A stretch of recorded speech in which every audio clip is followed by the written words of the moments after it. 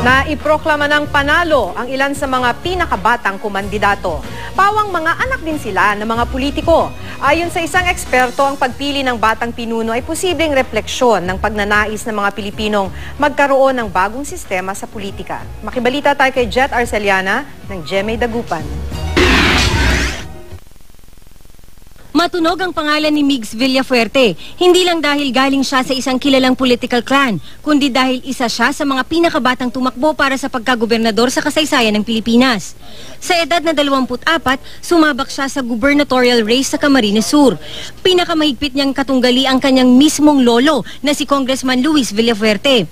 Pasado alas 11 kaninang umaga, mahigit 40,000 ang lamang ng nakababatang Villafuerte. Ang tanong ng ilan, kaya ba niyang panindigan ang posisyon sakaling siya ang mahalal?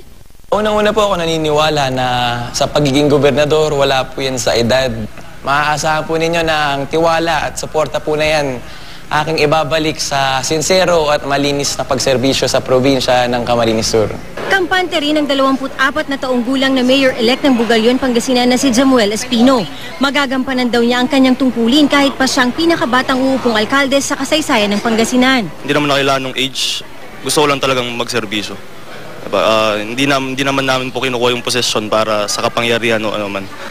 Si Jamuel ay bunsong anak ni Governor Amado Espino Jr. na uupong muli sa kanyang ikatlong termino.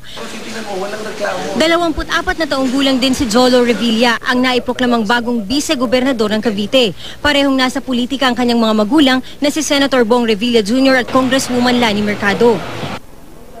Ayon sa isang political analyst, posibleng ipinapakita ng pagkakapanalo ng mga batang kandidato ang kagustuhan ng mga Pilipino ng pagbabago.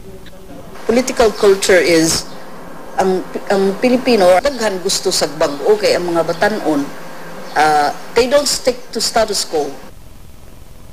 Base sa batas, 23 taon pataas ang edad ng mga pinapayagang maging gobernador, bukal, alkalde at konsehal para sa mga first-class city. Pinapayagan naman ang mga edad 21 pataas na pamunuan ng mga component cities at munisipalidad. 25 taon naman ang age requirement sa mga party list representative, pati na sa mga district representatives o congressman. 35 naman dapat ang edad ng mga senador.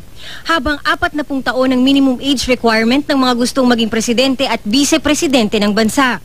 Jet Arceliana, Nagbabalita, Pilipinas.